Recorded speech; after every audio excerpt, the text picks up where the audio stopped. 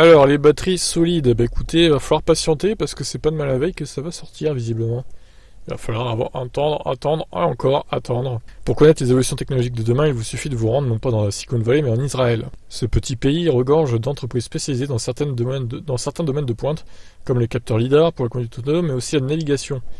Waze est une entreprise israélienne ou encore les batteries. StoreDot est justement une de ces sociétés hyper spécialisées et dont on parle finalement peu en Europe. Pourtant, StoreDot, fondé en 2012, travaille depuis des années sur des batteries à capacité de charge ultra rapide. Et ce week-end, elle en a fait la démonstration en conférence, mais prévient, n'espérez pas trop vite voir ce genre de batterie.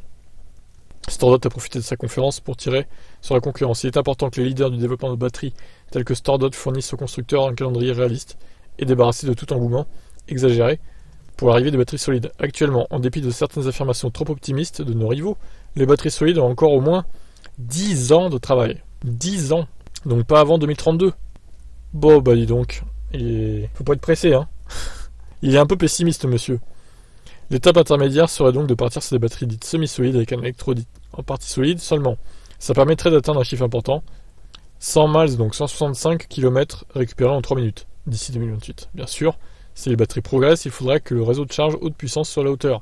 Mais en attendant, donc, les clients des véhicules électriques devront composer avec les batteries actuelles et leurs limites. Bah écoutez, si vous disiez je vais peut-être attendre les batteries solides avant de changer de voiture, de passer à la voiture électrique.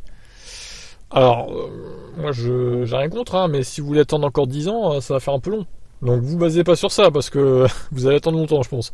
Et pareil, hein, si vous voulez changer de voiture électrique à la limite, et que vous vous dites, je vais peut-être attendre l'arrivée des batteries solides dans 3-4 ans, avant de changer, bah non, pareil.